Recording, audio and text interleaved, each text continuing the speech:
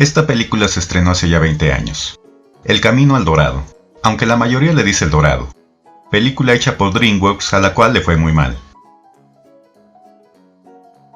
Ello debido a que le tocó el pleno auge de animaciones 3D, ya no siendo tan redituable hacer animaciones 2D en Estados Unidos. También se debió a la deficiente publicidad que recibió, pues yo no la vi en el cine, sino después en DVD. También su temática y trama, la cual si bien no renuncia al público infantil, su contexto era un poco más para público adolescente y adulto. Pero para nuestro canal, el punto más débil fueron sus incongruencias históricas.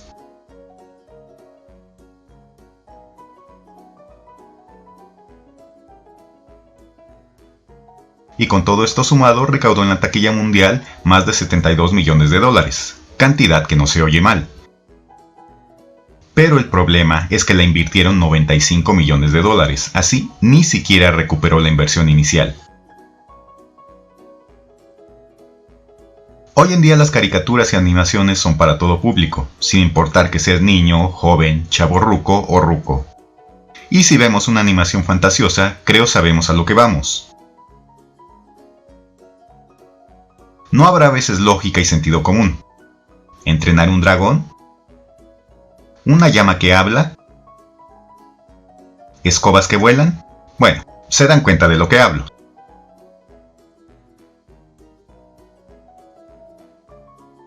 Pero esta película aborda temas históricos, siendo esto su principal falla. Ya que al abordar cuestiones históricas no se pueden dar tantas libertades creativas, y en el caso de El Dorado así pasó, tocándonos a nosotros confrontar la obra con lo que conocemos. Y si fuéramos muy estrictos, esta película la destrozaríamos.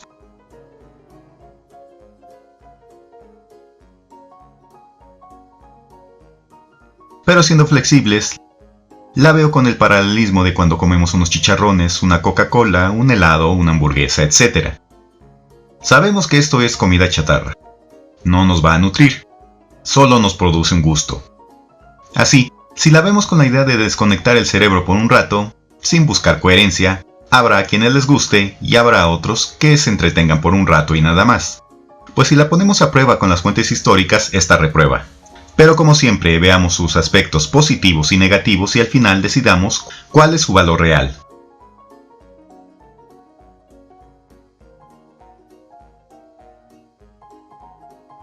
Tiene inconsistencias históricas iniciando desde el primer minuto, al aparecer este título. Esta referencia es errónea desde varios puntos de vista. La concepción moderna de Estado que hoy tenemos de España y México no existía en 1519, entonces no existía ni México ni España. Incluso los propios españoles no se ponen de acuerdo cuándo nació España formalmente. Unos refieren que nació al darse la unificación de la península bajo dominio romano, compartiendo así una identidad, idioma y creencias comunes. Otros hablan del nacimiento al darse el largo proceso de reconquista contra los musulmanes, a pesar de formarse después en diversos reinos de los cuales surgirían los reyes católicos. Otros refieren que ya bajo Carlos I de España se dio el nacimiento de la misma, o que el nacimiento de España fue con el hijo de Carlos V, Felipe II, que asumió el trono en España hasta 1556. Y otros mencionan el nacimiento de la nación española hasta la Constitución de Cádiz en 1812. Así, decir España en 1519 sí es muy cuestionable. Pero bueno, pasando a la película y lo que sigue, aparece el villano clásico, Hernán Cortés, un Cortés mamadísimo. ¡Cielos, qué macizo! Pero este solo es una referencia en la película, ya que sale en unos cuantos minutos de la misma. Pero comparando esta interpretación de Cortés con, por ejemplo, el Cortés más reciente que aparece en la serie de Hernán, este Hernán Cortés nuevo parece, en comparación, un perro flaco de rancho. Tampoco guarda semejanza con las presuntas imágenes verdaderas del Cortés histórico, y menos con el Cortés que pintó Diego Rivera, chaparro, jorobado y sifilítico.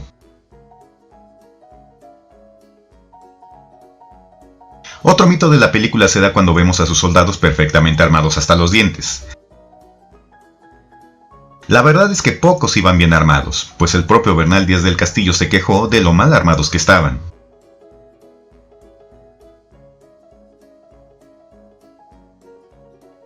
llevando solo algunas docenas de caballos, arcabuces, armaduras y cañones para someter a miles de kilómetros y pueblos. Ya más avanzados en la trama aparecen los protagonistas llamados Miguel y Tulio, Tulio y Miguel, dos estafadores que se dedican a verle la cara a quien se deje. Y bueno, aquí sí existe un cierto apego histórico, pues la mayoría de españoles que viajaron no tenían grandes oportunidades de progresar en su tierra. El propio Cortés era un hidalgo pobre, así muchos viajaron jugándose la vida para tener riqueza y prestigio como Miguel y Tulio. Y precisamente buscando mejorar su vida con modos no honestos, estos personajes jugando a los dados llegan a obtener oro, y al final el mapa donde aparece la primera referencia al dorado. Y aunque legalmente se ganan el mapa, son descubiertos al hacer trampa en el resto del juego, lo cual provoca su huida y persecución, misma que culmina zambulléndose en barriles, siendo subidos después al propio barco de Cortés, los cuales descubiertos son llevados frente al mismísimo Cortés, quien los manda a apresar y le refiere llevarlos a Cuba para ser esclavos. Así que no toleraré a polizones. Van a ser azotados. Y cuando lleguemos a Cuba a reabastecernos, con la gracia de Dios, recibirán otros azotes. Estos pocos minutos de la animación nos dan mucho tema para tratar. Algunas fuentes señalan que Cortés dejó Europa en 1504, teniendo en ese entonces solo 19 años. Así es totalmente falso que en el 1519 de la película Cortés estuviera todavía en España. La primera referencia en el mapa del Dorado nos remite a las leyendas del lugar, el cual muchos lo sitúan en lo que hoy se llama Sudamérica, siendo que Cortés no viajó a Sudamérica. Pero el que sí lo hizo fue un pariente suyo de él, Francisco Pizarro. La leyenda del Dorado tiene varias versiones, pero la más reciente teoría refiere que las culturas muiscas, localizadas en la actual Colombia, y más precisamente en una laguna llamada Guatavita, es el lugar donde se realizaba una ceremonia donde se preparaba al sucesor del cacique en turno, cubriéndolo con una sustancia pegajosa sobre la que se soplaba polvo de oro. Y adornado con oro y demás objetos valiosos, el personaje era llevado al centro del lago y zambullido, siendo una especie de rito iniciático. Y mientras tanto los demás pobladores también arrojaban objetos valiosos al lago. Así los españoles, creyendo que si era capaz de cubrirse de oro, de seguro tenía oro por todos lados, dando pie a muchos mitos más. Refiriendo a algunos que el jefe dorado se volvió en el mito de la ciudad de oro, misma que buscó Pizarro y otros conquistadores. Claro, nunca la encontraron. Pero este mito está más asociado con Pizarro que con Cortés, que también llevaba el apellido Pizarro.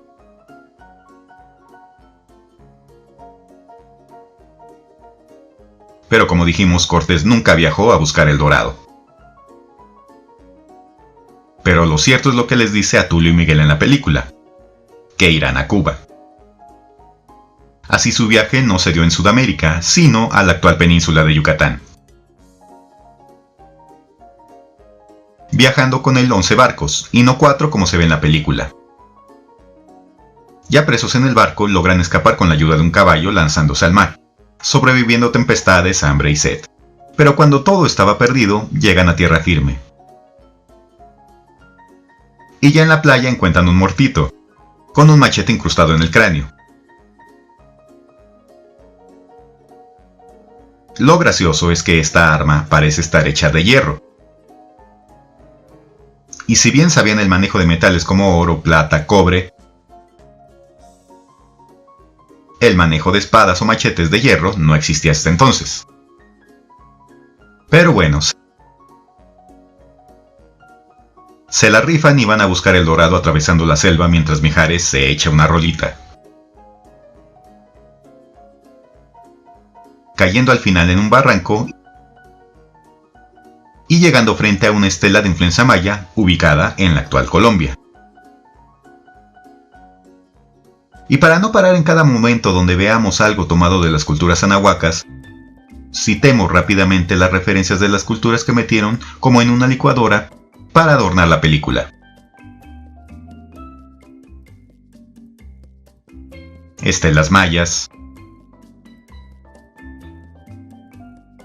una cabeza olmeca, las principales construcciones de Tikal, en Guatemala, el famoso arco maya, dos de las órdenes militares mexicas de los guerreros Águila y Jaguar, la referencia al Zompantli con los cráneos en esta construcción, misma que es copia del templo del adivino de Uxmal, pero en Yucatán. La imitación de los murales de Bonampak. Este mascarón, que hace referencia a Tlaloc, y el aposento que en él se encuentra, el cual es copia del palacio de Quetzalpóatl en Teotihuacán.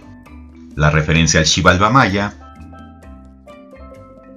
Don Goyo, el Popocatépetl echando sus fumarolas como siempre. Múltiples piezas de oro de culturas muiscas, incas, teotihuacanas, etc.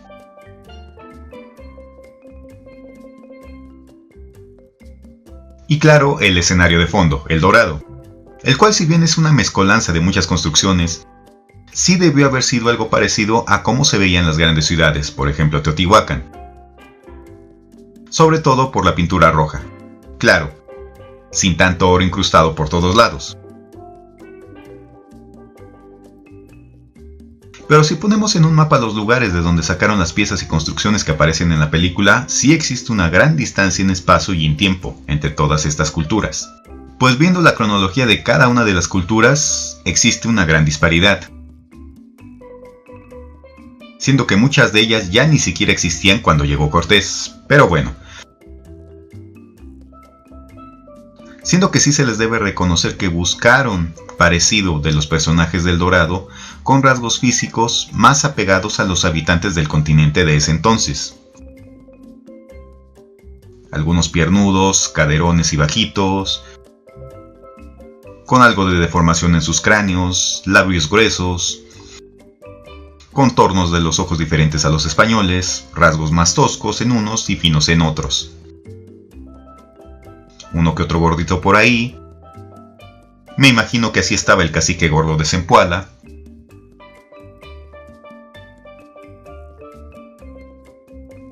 No como los de Onyx Equinox, que la verdad parece que solo broncearon a los personajes de Avatar y los pusieron ahí.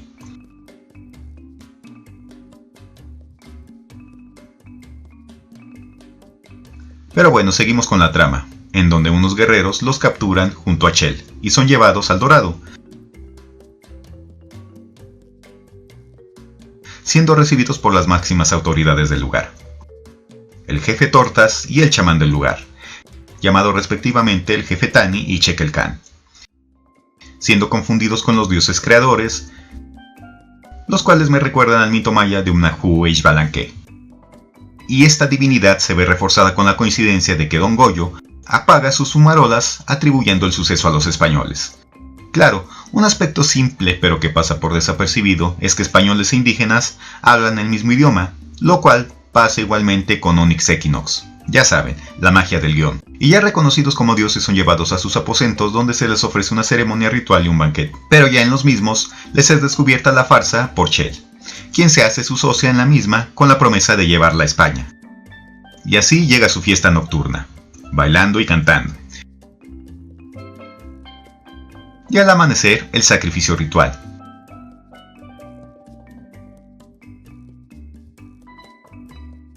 Siendo este momento del sacrificio un contrasentido en la película, según yo siento. Pues el sacerdote ofrece un sacrificio humano para los dioses.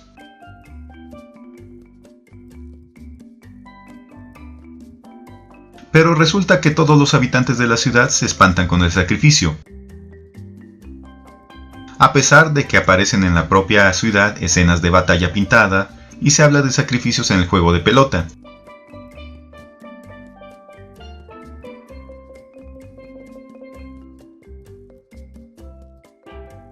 Sin entrar en la controversia aquí de la existencia o no de sacrificios, ya que ese será tema de otro video que haré posteriormente, sí, la película se ve un poco mojigata en este punto. Pues pareciera que nunca en la vida habían hecho una especie de sacrificio en la ciudad.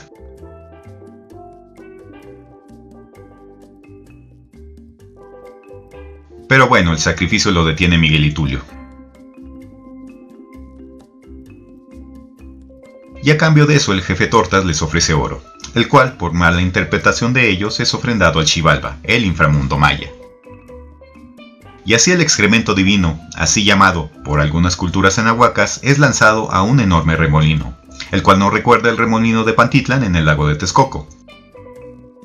Pero luego es detenida la ofrenda por la intervención de Chel, y el oro restante es llevado a sus aposentos.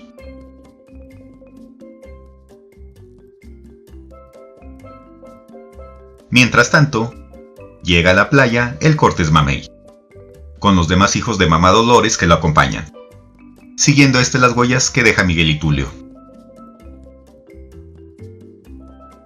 Nuevamente en la ciudad ambos planean su ida, pidiéndoles construyan un barco para llevar el oro, teniendo que esperar 3 días para la construcción.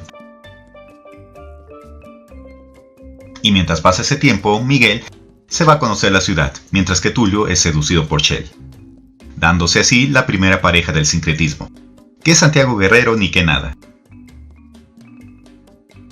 Mientras Miguel continúa con el sincretismo, ya que modifica instrumentos musicales, y así nace el primer conchero del continente.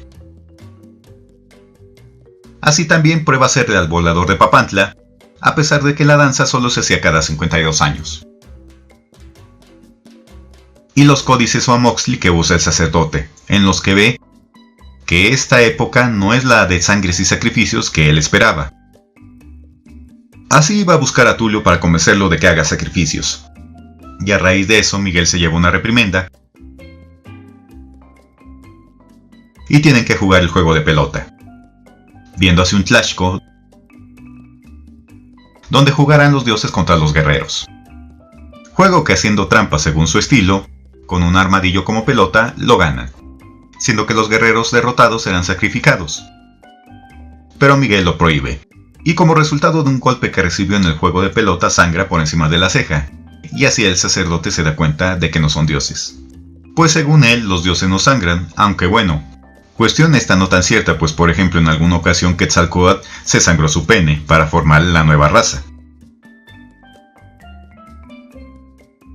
Pero volviendo a la trama, las divisiones entre ambos se van acrecentando, pues mientras uno desea regresar a España, el otro desea quedarse. Así tienen una celebración final de despedida, en la cual Chequel Khan posee una estatua gigante de un jaguar y con ella los intenta matar. Siendo que después de una persecución logran zambullir al jaguar en la lava de Don Goyo. Habrán estudiado que la lava al enfriarse crea la obsidiana y que esta es la piedra distintiva de Tezcatlipoca, el cual es representado también como un jaguar. ¿O fue puro chiripazo de la película? Pero bueno, el jaguar los acorrala en el precipicio del remolino de la ciudad, siendo que el sacerdote les refiere que no son dioses, los cuales fingen una lucha para distraerlo mientras que lo golpean, tratando de maniatarlo. Pero al recobrar el control del jaguar lo lanza contra ellos, pero el peso de este hace que la plataforma caiga llevándose consigo al sacerdote, el cual es arrastrado por la corriente, terminando a las orillas de un río donde es encontrado por Cortés. Mientras tanto Tulio decide irse y Miguel quedarse en la ciudad. Y en la despedida se escuchan disparos de arma y humo a lo lejos, siendo enterados que Cortés y sus soldados se acercan a la ciudad guiados por Chequel Khan. Y aunque el jefe Tortas decide pelear, Miguel le dice que no podrá contra ellos. Otro mito más de nuestra historia.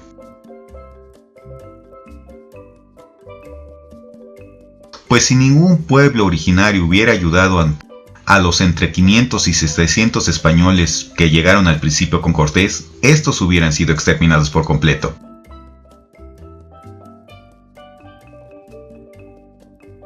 Pero bueno, en la trama para evitar la invasión deciden derribar los pilares de la entrada de la ciudad con el barco lleno de oro. Sacrificándose Miguel lanzándose para desplegar la vela, y así tomar velocidad mientras tiran la construcción de roca que provocará la ola que guíe el barco, abandonando así definitivamente ambos la ciudad, llegando a los pilares y con el golpe la entrada es sellada. Y un poco después Cortés llega y no ve más que rocas, llevándose preso al sacerdote, llevándoselo así la tía de las muchachas. Finalizando la película con que Tulio y Miguel se quedan sin oro, salvo las cerraduras del caballo, pero continuando juntos y así siguen su camino, llegando así el final de la película. Se refiere que existía la idea de crear una continuación de la película donde conocieran otros lugares y hasta una serie, en donde Tulio y Chel tendrían un hijo, pero su fracaso económico canceló cualquier proyecto. A mí en lo personal me gustó la calidad de animación, pero existe una enorme cantidad de incongruencias históricas como ya lo vieron. Por lo tanto, esta película es recomendable para aprender historia, por supuesto que no. Y como digo, siempre debemos analizar cualquier cosa aunque sea absurda, aunque sean los alienígenas ancestrales, pues al analizar y comparar, nos vamos dando cuenta qué tanto vamos aprendiendo o no acerca de nuestras culturas anahuacas. Ahora les toca el turno a ustedes de opinar. ¿Han visto la película? ¿Vale la pena para ustedes? ¿Es un gusto culposo verla? ¿Les aporta algo? Siendo que en el siguiente video del canal veremos la animación moderna de Onyx Equinox. A ver si esta hace las cosas mejor que El Dorado. Nos vemos en la próxima y que sean felices.